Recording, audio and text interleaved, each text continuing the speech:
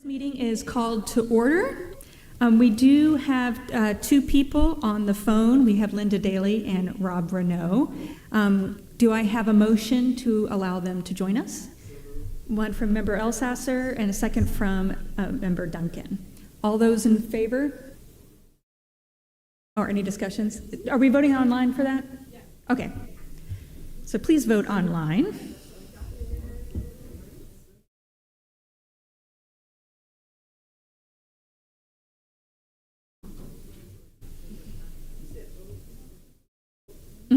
Please vote.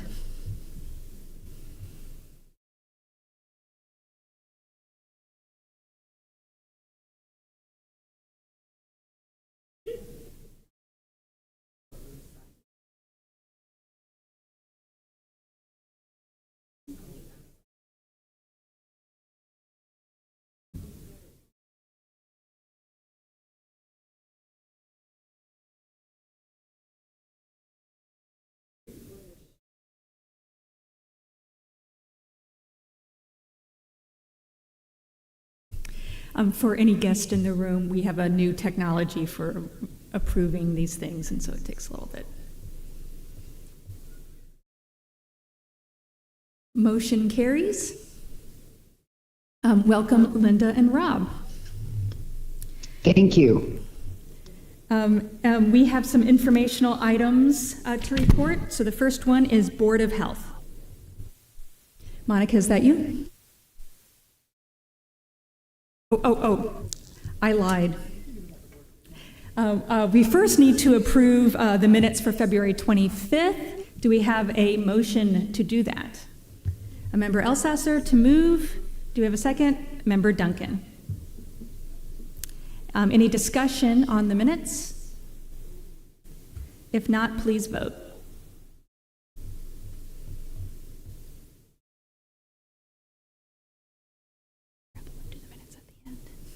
Be a rebel and do the minutes.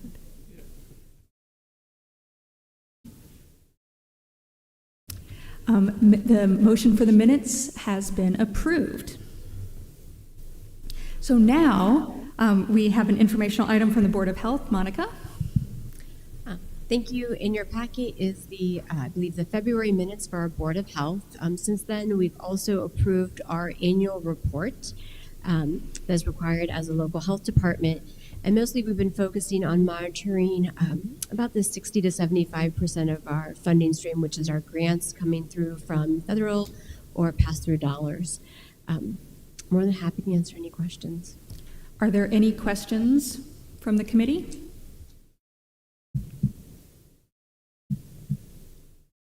Seeing none, then we have the Health Equity Fund update. I believe that's to you too, Monica. Great, thank you. And my guest will also be joining me. I think the slides are coming up right now.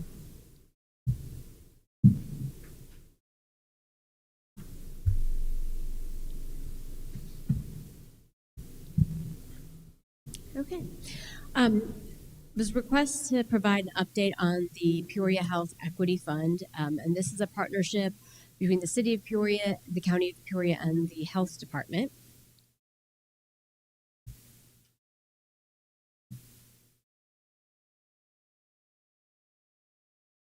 Where am I believe so. There you go. With that.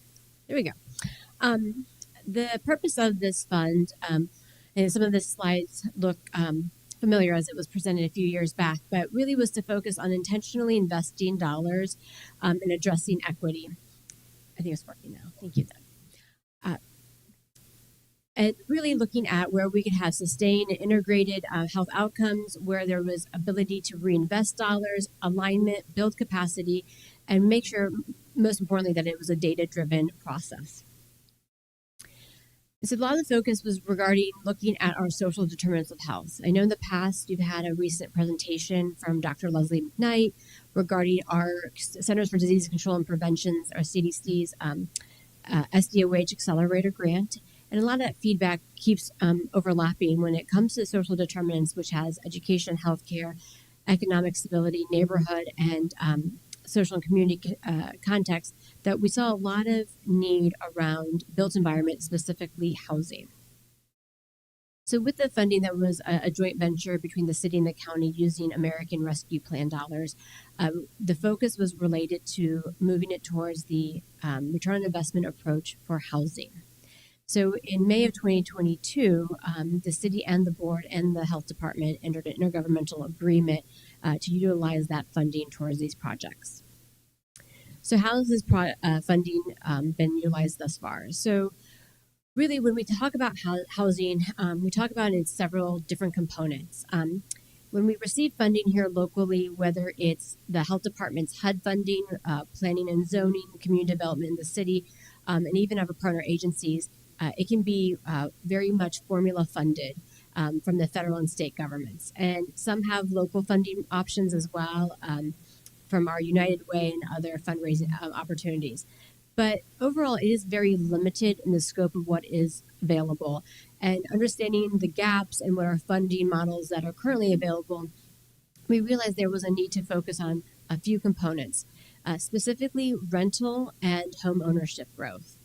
So the money was actually dispersed into 3 project areas. The first being Phoenix Manor, which was in September 2023. The next was a rental assistance and debt reduction program from 2023 as well. And then most recently, we just released our home ownership programming, which went in effect in December of 2024. I'll go over these briefly with you. The largest program that we have and the most data we have right now is on the rental assistance program. And with me from the city of Peoria is Catherine Murphy, and she'll talk further about the rental assistance program and kind of the outcomes that are being seen. The first one is Phoenix Manor. So if you're not familiar, Phoenix Manor, which is formerly Methodist College of Nursing on St. Mark's Court, is planned to be converted into 55 permanent supportive units for households experiencing homelessness.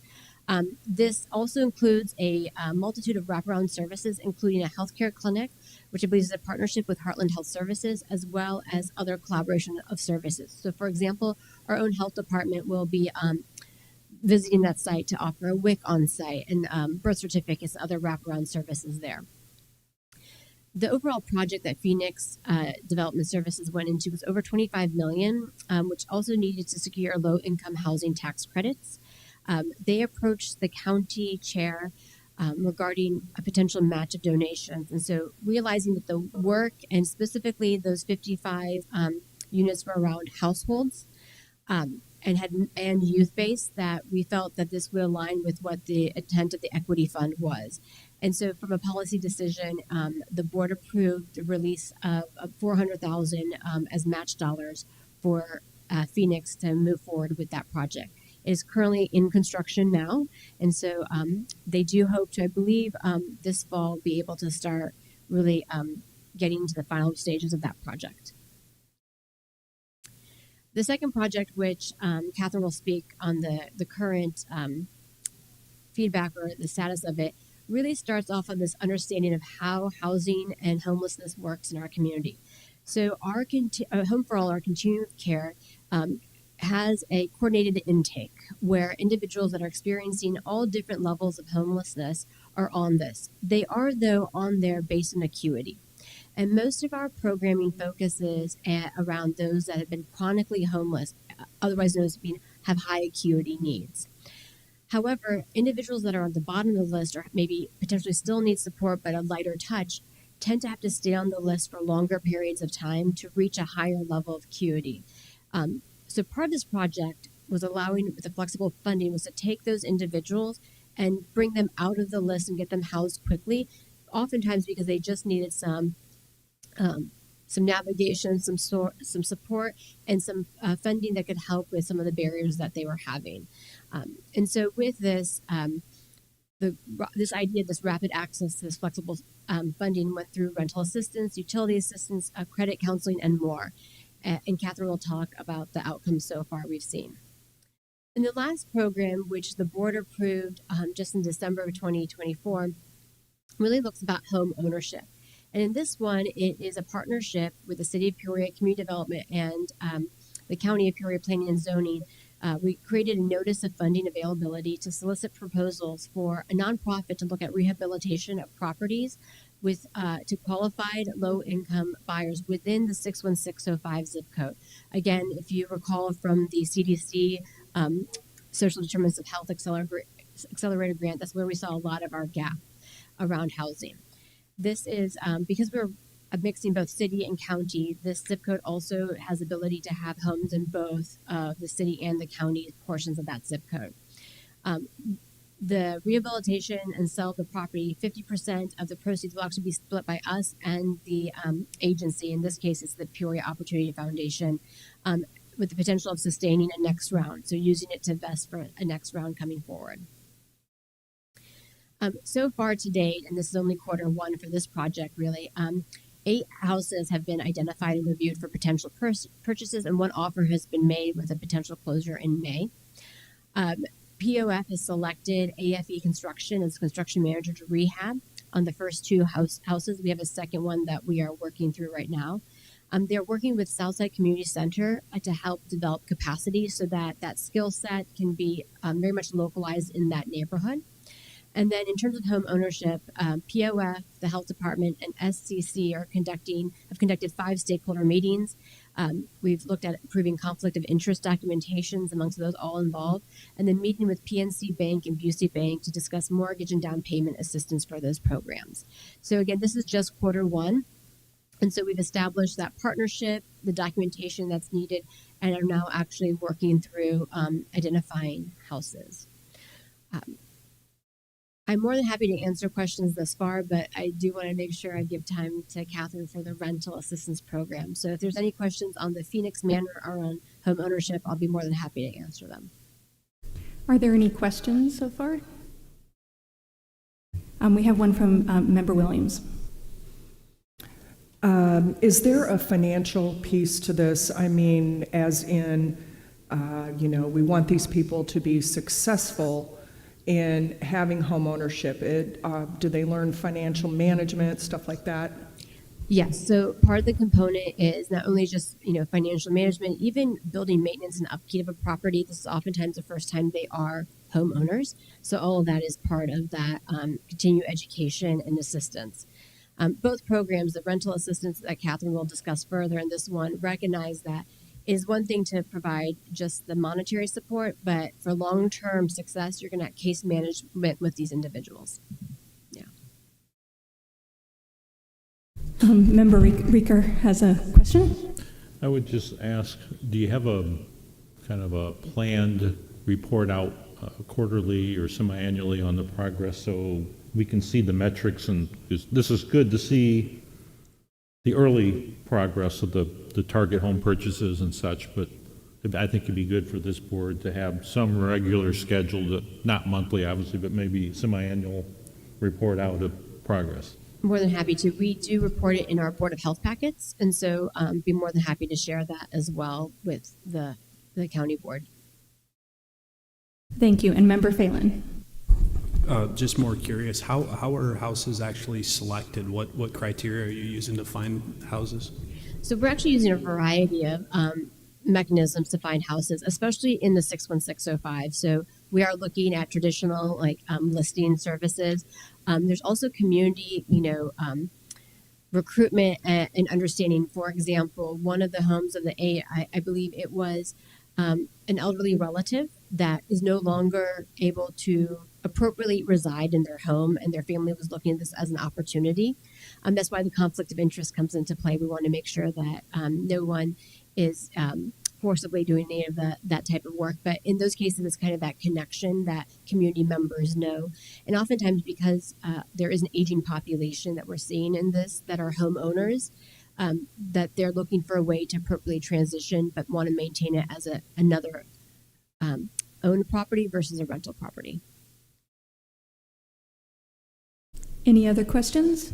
Oh, we have one from Mr. Rieker. Yeah. I guess maybe tagging on to Mr. Phelan's comments of selection. So the Ways and Means Committee, they always do tax sale of homes. There's a process that comes through, and then the city of Peoria, I can't remember the right words, they created a fund essentially to move some of those properties into.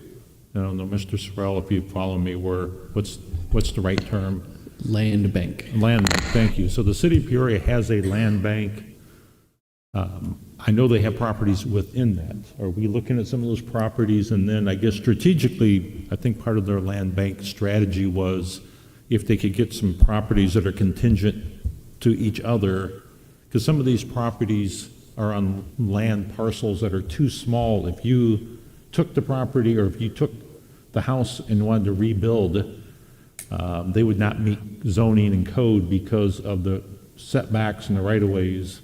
But if you had two parcels next to each other, you'd have enough land. So again, there's a whole strategy the city has. I would ask that we would work with them in the land bank and try to redeploy as many of those assets into this process. So, yes, I believe they are also looking at it. I think the biggest criteria that we are looking at is making sure there's no outstanding liens, no outstanding contract for deeds. And also that the rehabilitation of the property doesn't require full system overdue or redos. Because on average, we're putting in about $100,000 per property, which again may seem a lot, especially in the zip code, but new property coming in is times 4 of the cost to build in these areas. And so part of it is making sure that we're not doing something that requires or a property that has so many issues that it becomes challenging for us to actually be able to use those funds appropriately to renovate and rehab. So with that, I will turn it over to Catherine to discuss the rental assistance program. Thank you.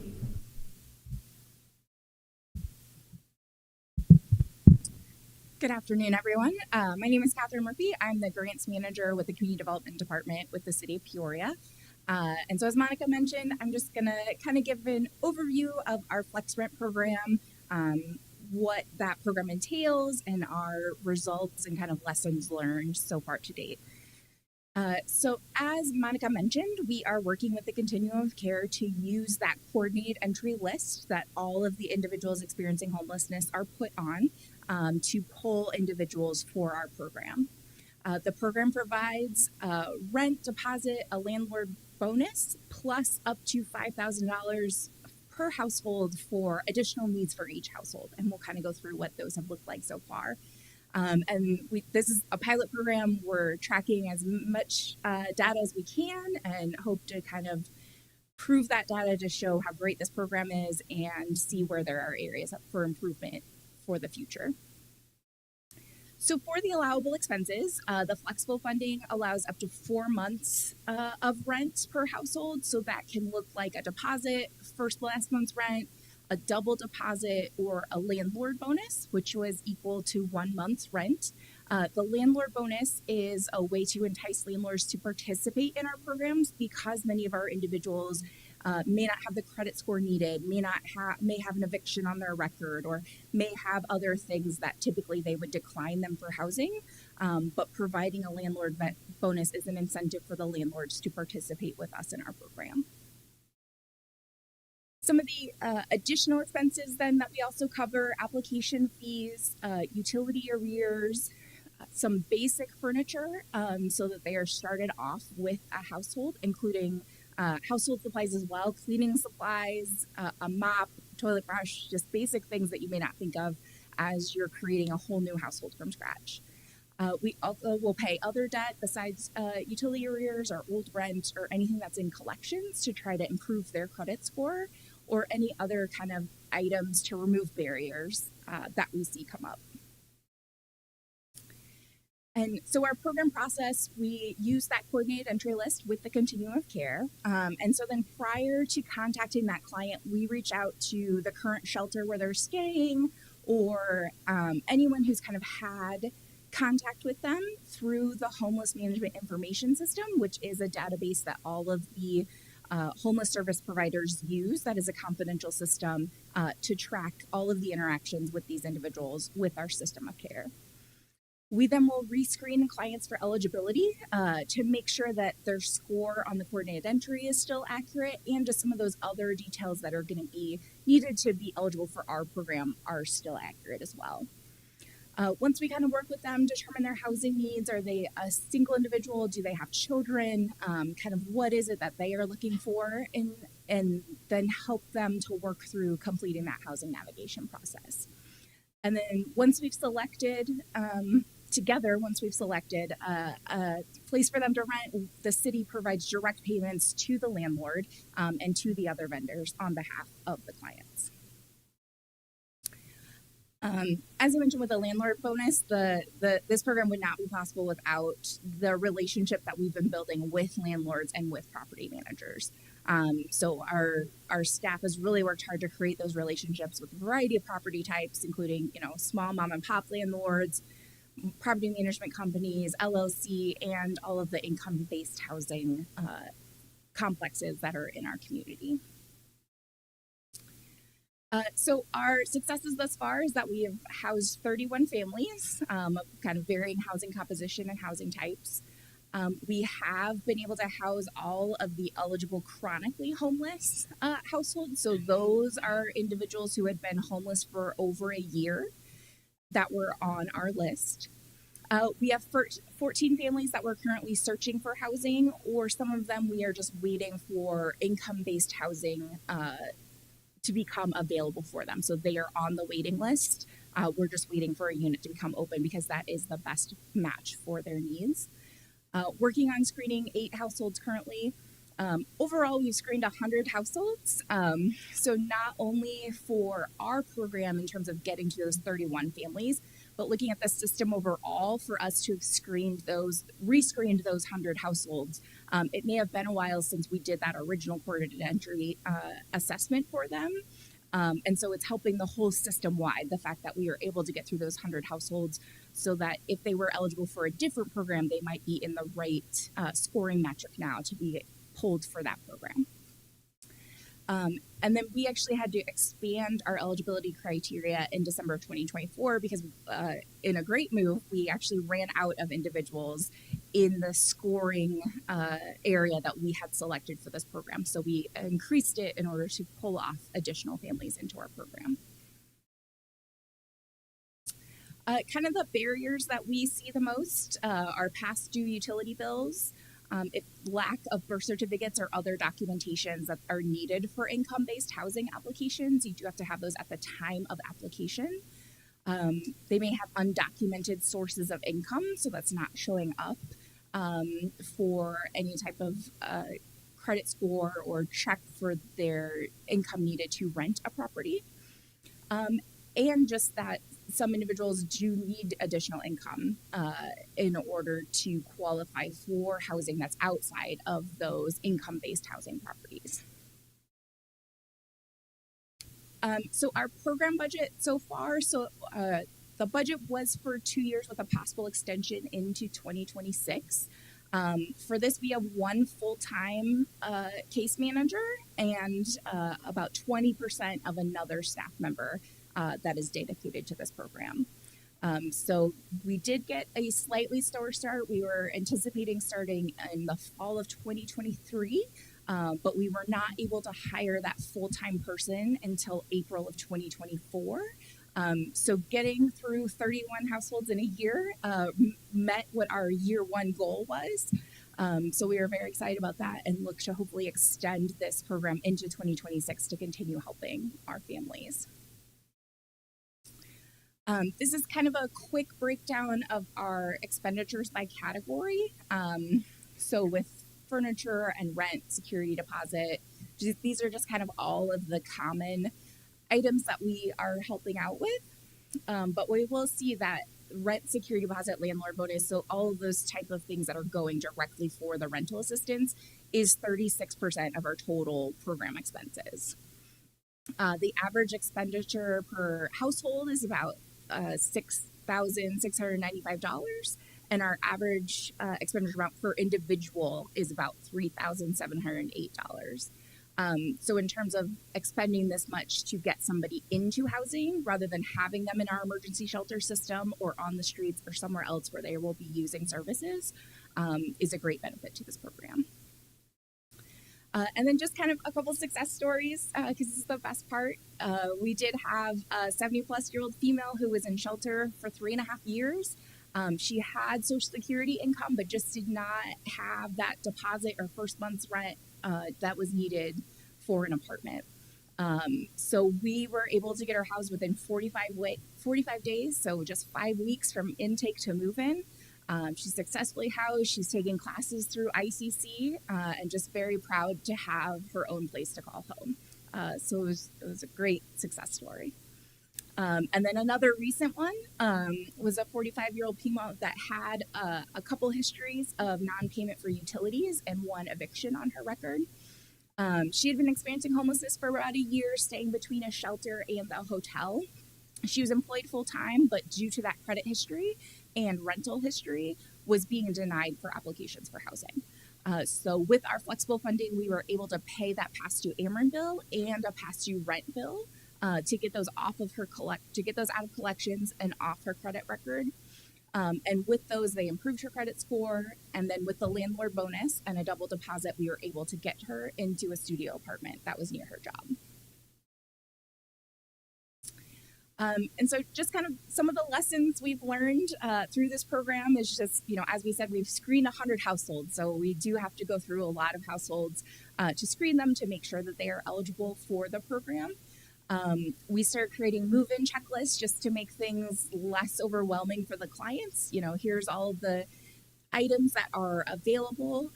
We also have a partnership with UFS where we went and put together bundles so that, it can be very overwhelming to choose things. So we put together some basic bundles of here's, some end tables, here's a basic table and chairs for your family to eat at, just some basic things that they can go and pick from a couple of options to then move in freely. We did find that our chronically homeless individuals do require additional time and attention, especially when rent is due. So we are making sure to follow up with them right at the end of the month, beginning of the month, to make sure that they are paying their rent or have a plan to pay their rent. We still employ, housing choice is still a key part of the program. So we're working with these individuals and what their preferences are but what makes sense in terms of what their income is and what would make them successful as well. And then mainly just the flexible budget is kind of the key component. So many of these things would not be eligible under other federal funding programs. Paying utility arrears, some programs can, some programs can't. Paying past rent, almost none do. So these things that are actually getting people into a stable environment and then can provide those supplies in their household is very unique to our program. And then our full-time case manager and our one that does this about 20% also works to brainstorm, solutions. We find a new situation that comes up every day. And so then we'll ask other, shelter advisors, other social service agencies, have you experienced this? How can we best help this person? What else is needed to get them on track? We also have monthly support groups that allows the participants to kind of build community and while providing additional information on services. So we'll have other service providers come in during those monthly support groups, talk about their services, what's available. Sometimes, at Christmas, we just had a Christmas holiday cookies and some other things just to build community within this group. And, our other thing is, with our example where that person did have Social Security income, although they have income, they still may, and staying in shelter, they still may be spending that money on other things, a night away from the shelter to a hotel or just other food outside. So it still can be hard to build up that deposit and first month's rent or whatever is needed. And so that's where our program can come in. And with that, I will. Are there any questions from the committee? Mr. Phelan. More of a comment than anything. I heard a couple different times how the right house is very important. And at a meeting at Tri-County this week, Kathy Brown from GPEDC and Debbie LaRue at Tri-County are possible recipients of some federal funds for a housing accelerator program that's set to look at housing stock in the area. Although this specific category wasn't mentioned, it might be worth having someone at the table to participate in those conversations to see if that's provides a better pipeline for you guys for housing. Absolutely, thank you. Other questions? Hi. I'm thinking, is there a period of time once a person becomes a homeowner and they lived in their house for a while, do you have a program where you continually work with them or continue to, since they're not familiar with being a homeowner? Yes, so for our program, it is rental.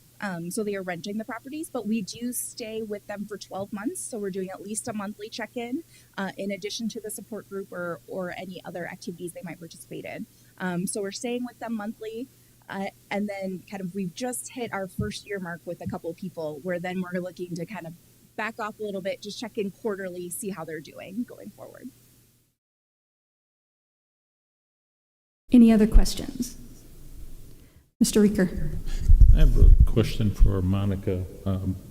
Not with the housing program, but it kind of fits the equity income. We had a project initiative with the city last year, the Cure Violence. Maybe you could give us an update on two topics on that Cure Violence program, kind of to close out the recovery of the funds and any legal action. If you have that, otherwise we can pick that up at another point. I can share that. I know our closeout with the city has been completed, so all of that has been forward. And then the only thing that's outstanding has been our funding that we received through the Department of Justice discretionary funds through Senator Duckworth's office. But we have successfully been able to get communication that we're transitioning that into the youth problem solving or opportunities court. So that handoff to Brian and his team is we're kind of working through that process right now for that. We've been working with the Peoria Police Department, and we continue to do so. Yeah. Any other questions or comments? Mr. Elsesser. You said we're using 1.2 employees. What is the city doing? About the same, or as far as are we equal in this venture? So in this one, the 1.2 are actually they're city employees. Oh, they're city employees. Exactly. Yes. So it's a full-time case manager, and then 20% of another one to navigate the housing system. Oh, okay. I didn't catch that. Sorry. Any other questions or comments? Seeing none, thank you so much. Care and Treatment Board. Is that you, Monica, Care and Treatment? That's me, Madam Chair. Care and Treatment Board is currently in the RFP phase for this year's grant making cycle, so they're soliciting requests for proposals from the agencies that are eligible for funding. Thank you. Any questions? All right, Emergency Management. Jason.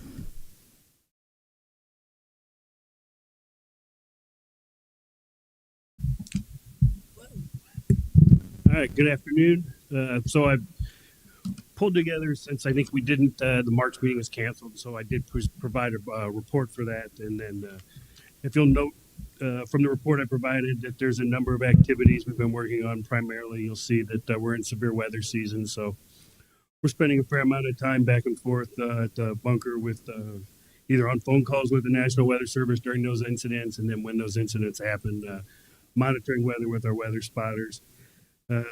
Most of the standard meetings that we've been attending for the last several years, obviously, as we continue to just build community resilience and maintain relationships and partnerships. Specifically on training, I'd like to point out that we hosted a school safety and active shooter incident management training at the New Health and Human Services campus last month. We did conduct a couple tabletop exercises based on natural disaster. Specifically, we used a tornado. We used the same scenario twice. The first time we focused attention on our ability to manage debris, to assess damage, and to work with critical infrastructure. And then on the second day, we focused more on the human side of that disaster. And we worked or invited the healthcare systems and a number of our community agencies, social service partners, and discussed how we deal with a large number of people that may become unhoused as a result of that and would require sheltering for a period of time. We continue then, obviously, we've talked about our outdoor warning siren network, and so we've continued discussions with the ETSB about what the next process may be with respect to the communication system. So the current software we use is fine, the equipment that's in the field works, but there is some concerns that the ability to communicate with the software and the sirens in the field is an aged system, and we may need to be looking at revising that or updating it. So we've had quite a bit of discussion with that. That comes at quite an expense. The expense is probably more than the annual budget you even see for the EMA to make those upgrades. And so we have been made aware that a public safety tax had been passed in the past, and that it specifically identifies in that public safety tax funds for the outdoor warning siren system. So we're going to begin looking at, how we may be able to use those funds to help upgrade that system. And then something we started a few weeks ago, or maybe a month and a half ago, and hopefully you've had the opportunity to review those, is we're doing a weekly EMA impact brief on Friday afternoons on what activities we've done throughout the week as the EMA and how they build community resilience. We found that to be of particular importance as we continue to move through what we anticipate a loss of all of our federal funding with regards to our emergency management program. Currently, our EMPG grant, or our Emergency Management Performance Grant, has been suspended. We have no idea if and when that money may be coming back from the federal government. And then I spoke with our grants manager at the health department before I left this morning, and she'd asked me if I'd heard anything about our public health emergency preparedness grants, because she'd received notice of all the other grants from the health department, from IDPH, other than those two. So I've got a little more work I got to do when I go back to start looking to see what may be the future of our emergency management grants, or our public health emergency preparedness grants. So as you'll note from that impact brief, we continue to ask our question specifically is, can we continue to rely on the federal government to fund our program to the level I have in the past, or do we have to begin considering how the local community should be paying their fair share for the emergency management program? So we continue to do that as we explore all sorts of different ways. We begin looking at some artificial intelligence, some other ways that maybe be more efficient, but we continue to, our biggest challenge you'll note from that weekly impact brief is the anticipated loss of more funding, and whether or not we'll have funding in the future to continue to maintain the program. So, any questions? Ms. Duncan. Hey, Jason. Question. I'm thinking, does your system, are we concerned about being able to reach those who do not speak English or may understand the alarm systems? Is that a concern of ours in this area? Actually, we've done a collaboration with some graduate students from the University of Illinois Chicago who have been looking into our notification and our ability to communicate with the public, and their project is due next week, if I'm not mistaken. So I anticipate seeing a report from them very soon. We did identify, with regards to the outdoor warning siren system, that we received some phone calls from some individuals that a common call I get after either an activation or a Tuesday monthly drill is somebody will call and say, well, I couldn't hear the siren. My first question to anybody that tells me, ask, hey, we couldn't hear the siren, my first question is, were you outdoors? Most of the people were not. Most of the people are indoors when they ask that. And so we've put on our website we have a frequently asked questions page now. And one of the first questions on there is the Outdoor Warning Siren Network, to try to encourage. And then I think it was maybe 2 weeks ago, we did send a press release out, and I noticed the media covered it about outdoor warning sirens and what they mean. So, and we anticipate that we'll probably have to continue that throughout the summer. You're welcome. Thank you. Mr. Phelan? I was just curious, what's the epi-pandemic game on the exercise that's listed? What is that? There's a board game out there that's called Pandemic. And so what it does is we've been using as a tool. And so we've had our epidemiology staff and our disease specialists have played that game on a number of occasions with our emergency preparedness planner. And the whole goal is if the Homeland Security Exercise Evaluation Program has a number of different tools or things that can be considered exercises and drills, and games are one part of that. And what we found is that games are a unique way to learn and educate ourselves on things. A little more fun than just sitting in a room with tabletop discussions. And oftentimes we found that, particularly as adults, we get into so used to just sitting in meetings and PowerPoint presentations that the game's been a really it's been a neat way, and the staff has really liked the idea of utilizing it. It's a little more fun way to learn how to be prepared for our next infectious disease outbreak. There's now whole academic conferences on LARPing and how it relates to these live action role playing and using them in these kinds of situations and in other situations. It's kind of cool. You guys should start LARPing too, I think. Awesome. Any other questions or comments? Thank you. Regional Office of Education, Beth.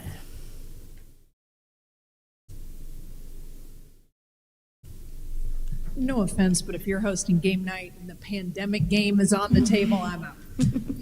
All right. Let's see here. Let's start with the most important part is our audit from the Regional Office of Education was just published on the Office of the Auditor General of the state of Illinois. Very proud to say we had no findings, and all of that is due to our amazing admin support staff. And in case you have forgotten, like I did, tomorrow is Admin Professionals Day. So reach out to those people that do all the heavy lifting in our offices and give them a shout out. All right, just a couple quick things, and then I will turn it over to Kara. The spring celebration launched last week. Jazz Day was amazing, as it always is. The Peoria Riverfront Museum hosted that inside with Mary Jo Papage as a guest conductor and did a clinic with those kids.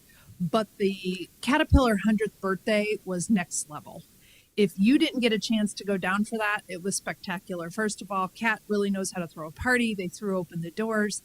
But we brought the food trucks and the performances, and it was truly an amazing day. And I was very, very, very proud to be a part of that. And Dave Poles, Mary Ellen Ulrich deserve a shout out for all the work they put into that. We will talk about truancy with Kara. I wanted to let you know that the Emerging Workforce Alliance I have not reported on in a while is alive and well.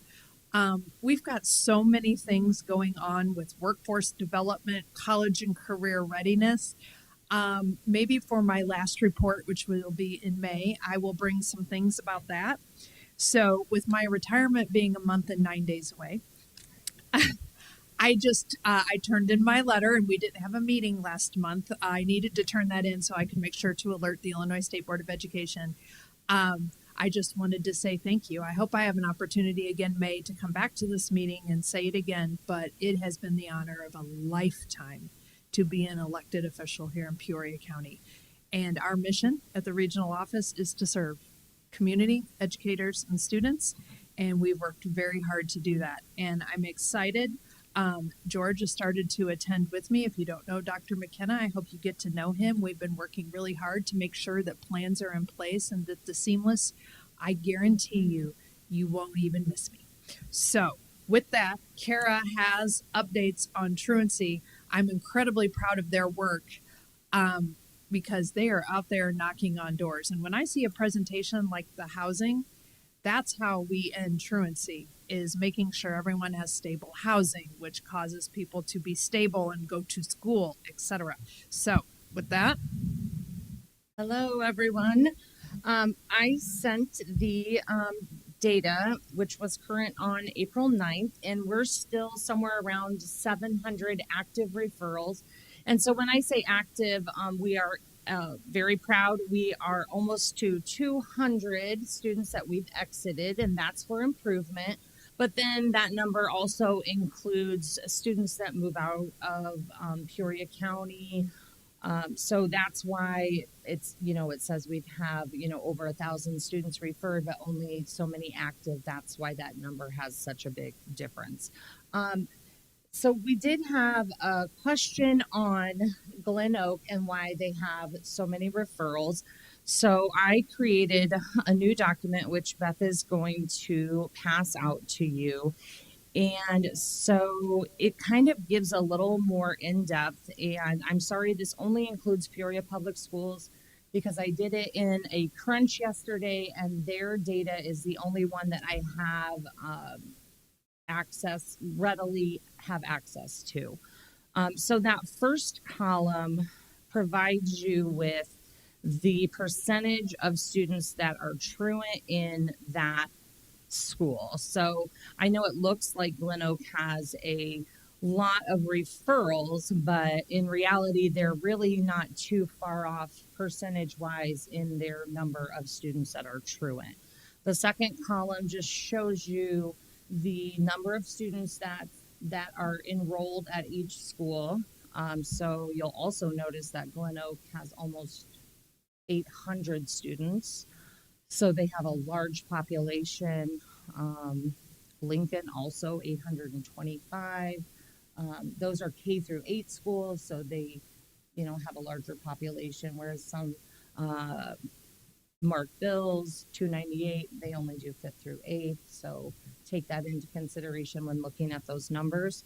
The third column is overall the number of referrals that we've received from those schools. So that would include anyone that's been exited.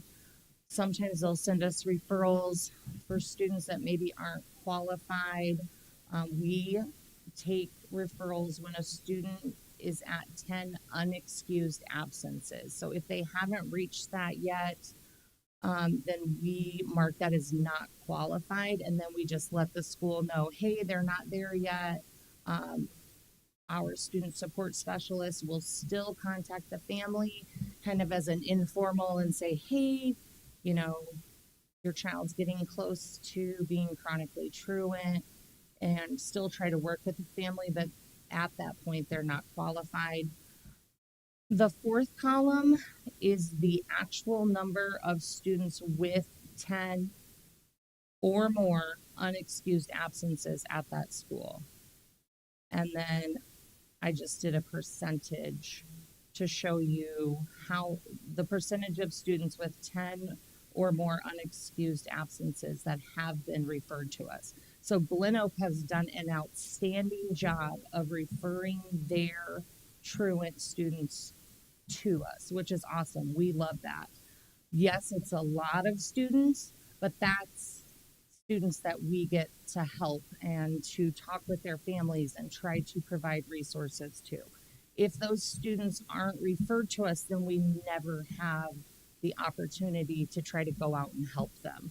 So while it is a large number, those are, then we're given the opportunity to go out and help them. So again, then I just put some totals at the bottom. So the total number that we've received from the schools is 1,006, and then the total number that we should have received is closer to 1,800. So those were just, I'm sorry, I love data. And so I just kind of put them all together so that you could kind of see the reality. And again, this is only Peoria Public Schools. We serve 16 other school districts that are not included on here. So we have quite a few other referrals that you don't see included in this data. And just because I don't have access to their online data systems, but we're working on it, and I've recently gotten access to a few. So fingers crossed I can keep getting more access. So does anybody have any questions about any of this data or the April 9th data? Let me ask a question. The 800 or so that you were not referred, do we know why you did not get those referrals? No, it's different at every school.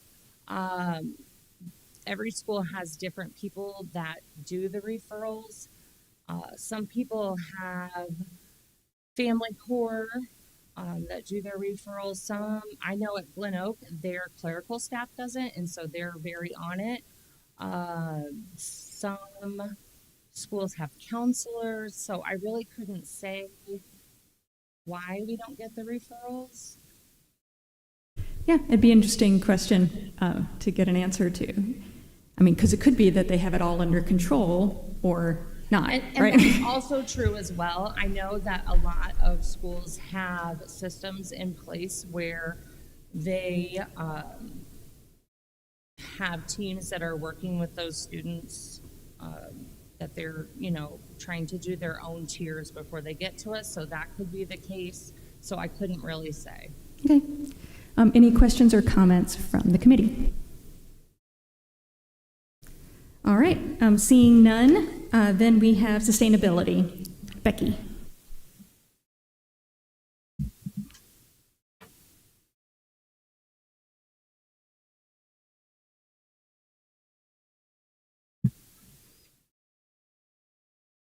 Good afternoon. Happy Earth Day. Gotta lead with that, I think. So I just have a few highlights for what was included in the agenda brief. In terms of collections, we have our first Consumer Electronics Recycling Act collection. Was a lot to say. This Saturday was West Peoria's cleanup event. So electronics will be accepted for West Peoria residents at that event. West Peoria residents only. However, we did partner with some of the right-of-way cleanup with the highway department. They'll be dropping their stuff off to be included in that because it is considered residential electronics to help fill the truck. So happy to say we have a location and a date for a household hazardous waste event. That is May 31st. I have flyers with me because it was just confirmed today. The location was approved by the IAPA. We did move to the Landmark movie theater parking lot. So a bit different from Expo, so they just needed to sort of work through some logistics. I have flyers with that, and it'll be on the website and open for registration by tomorrow. Again, we do take appointments for that just to help with traffic flow. International Compost Week is May 5th through 10th, so through May 10th. So we have some items built out for that, some residential garden blend giveaways where people can bring a bucket and pick that up from our partners with St. Anne's Garden, Community Garden. Some starter pack giveaways for the food scrap composting kiosks. All of that will be done through our website. Recycle Coach. I've talked about it a lot of times. I'm going to show you really what that looks like. It is on our website. It's been on for, I think, about 3 weeks now, 2 weeks. So if you want to pull that up and we can show them really quickly what that looks like. As a reminder, is it working? No, there it goes. We have built out, interns have helped to get this done. There's 1,500 things, I think, that we have to go through and say where it goes in our area. So we've built it out for the county. We've not done a press release around this simply because we don't have the city's information or West Peoria's information in there. We've worked with other municipalities, but with West Peoria being Waste Management as their waste provider, and the city has both working on it, and they are nearly ready to launch. Once their information is in there, it will be much more robust. So it will make it a little bit better of a launch so people can really see what it looks like and what the power of it looks like. So it is on our website, and there are 3 tabs, My Schedule. So if Maris goes down a little bit, you can see that there are a few things on there. And if you click on one, you can click on the West Peoria one and so they can see what it looks like. Just tells you what is accepted, how to get there. There is an app that goes along with Recycle Coach. And again, when we do the press release, we'll encourage folks to download that app. Otherwise, it will always be housed on our website. And with that, they can kind of geolocate and, get directions a little bit easier to where they're at. The What Goes Where app, tab, this is, you can type in any material here. So plastic tubs shows you what's accepted. And then if you click on drop-off locations, it'll load the drop-off locations and their address to get you there. If you go back to the My Schedule page, I think, yeah. If you go to change address, I don't know if Maris, if you saw that, how quickly she did it. So you can put in your own community. And again, you'll be able to put in your address into the app. On the website, you can only put in your community. So that schedule will load waste pickup day, your recycling pickup day, if it's affected by a holiday, all of that will populate on your schedule. So pretty great tool. And then Discovery Zone. There's a quiz we could take really quickly, 3 questions. So Maris, go ahead. Oh, she got it right, of course. Maris, right?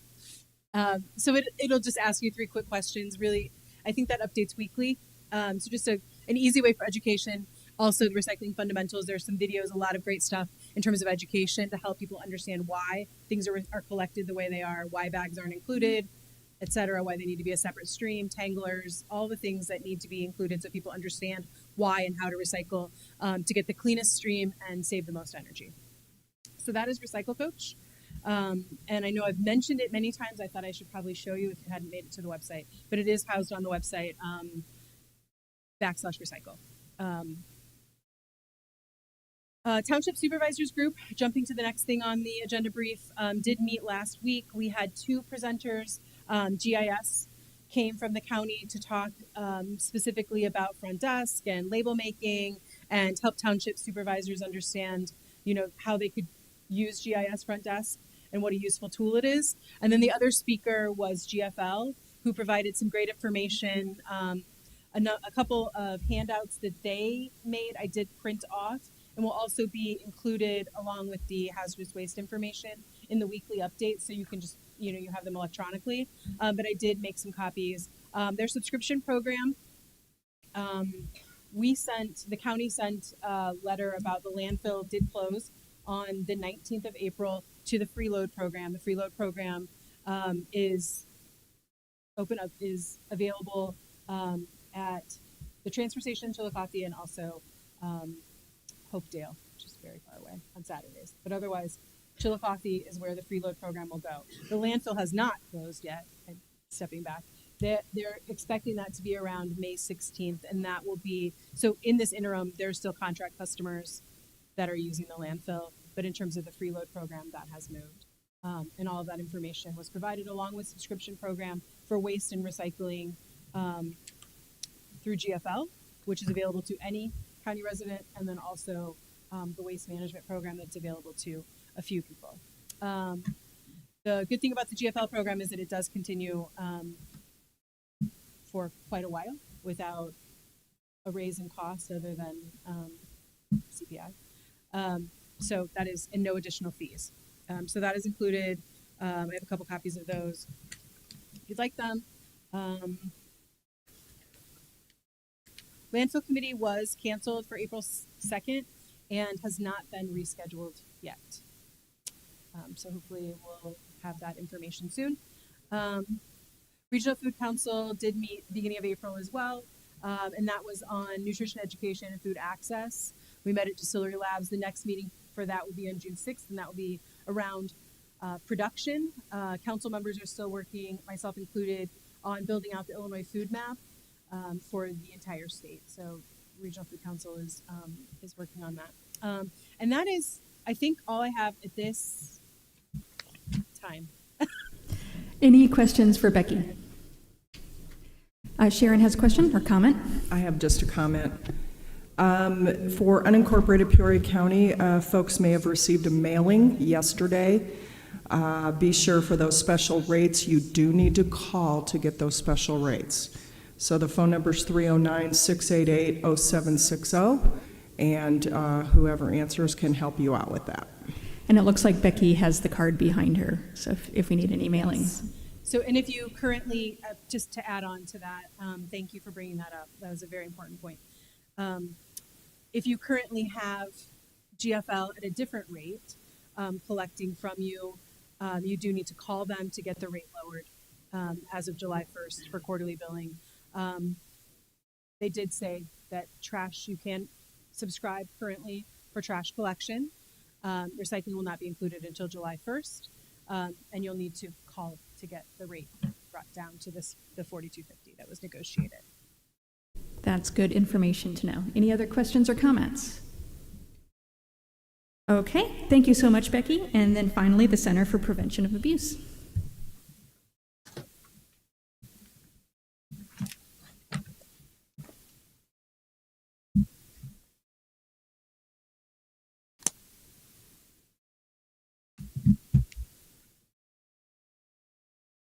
Good afternoon, everyone. Included in your packet was a listing of all of our metrics for the first quarter. Without reading all of those, I will say I've been with the program 5.5 years. This has been the busiest quarter ever for the Ombudsman program at the center. Part of that was we had two very large facilities in East Peoria that closed.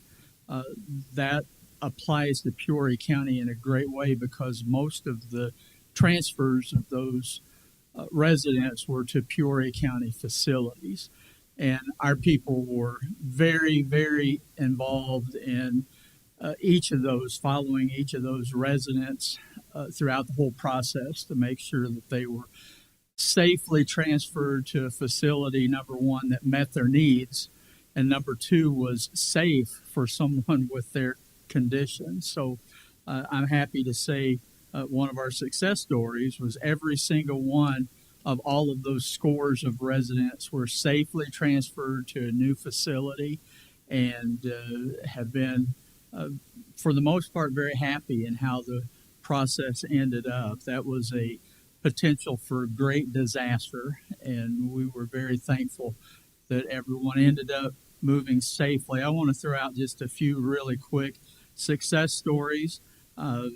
We had a resident in one of our facilities that had not had a shower for almost 10 days. Our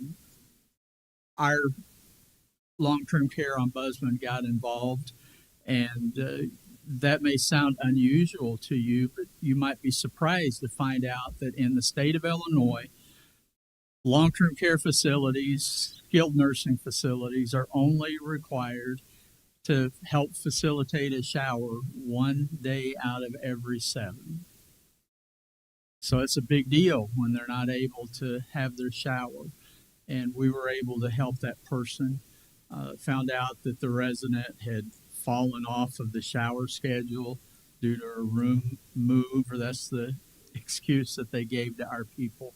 But we were able to get them back on the schedule. We had another lady in a facility here in Peoria that she had to wear a helmet on her head due to a traumatic brain injury where she had a large portion of bone that had been removed, and she had to wear that helmet at all times, but the staff did not want to remove that helmet for showers.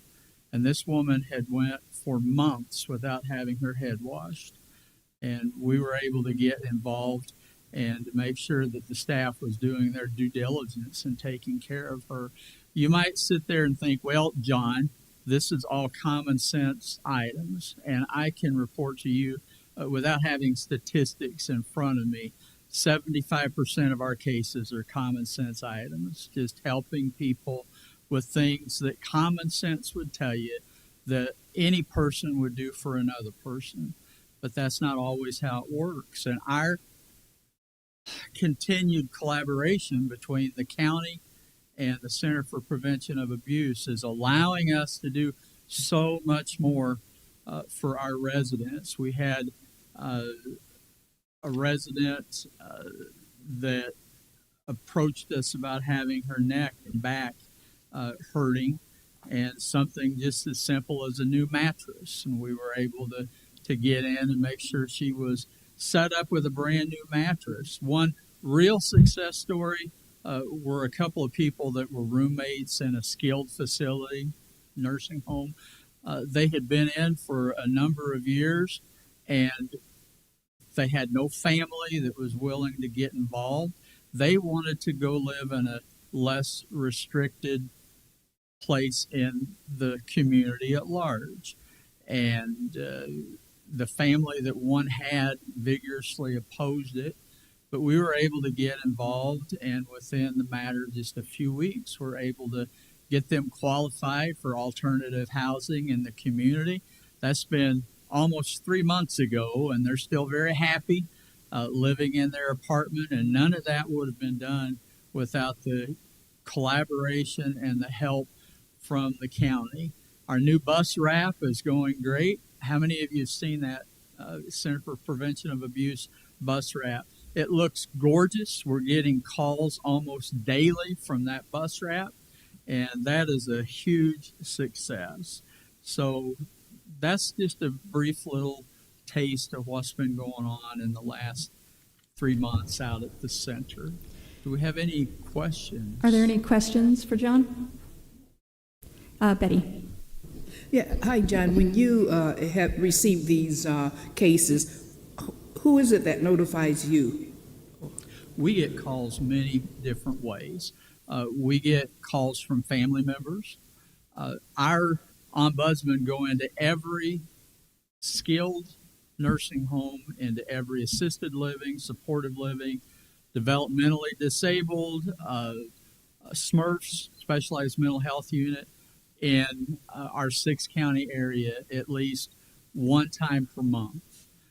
In Peoria County, most of the facilities get 2 visits because we have our dedicated employees, and a large chunk of those complaints come when our people go and talk with residents face to face in a private. We may spend 2 hours, 3 hours in a facility. We get calls from anonymous calls from employees of these centers that are calling to tell us complaints and to report as mandatory reporters. We get calls from other social service agencies. So we get those calls in a lot of ways. That's a great question. Yes, ma'am? Other questions or comments? All right, thank you very much. All right, thank you. We do not have any resolutions this month, but we do have one committee action. I'll give that to Jenny. Thank you. It's the recommendation of the State's Attorney's Office that all previously held minutes continue to be held because the need for confidentiality still exists, and to destroy executive session audio recordings that are more than 2 years old, except for those that relate to pending litigation. Do we have a motion for that? Brandy, and a second? Danny. I believe those are on our computer.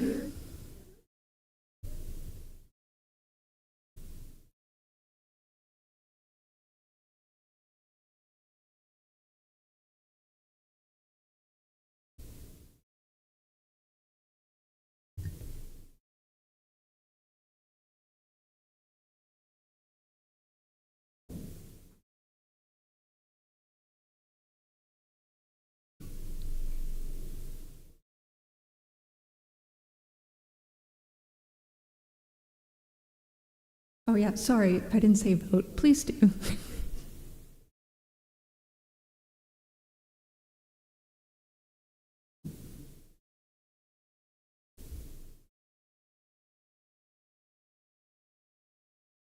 Are you missing any, Megan?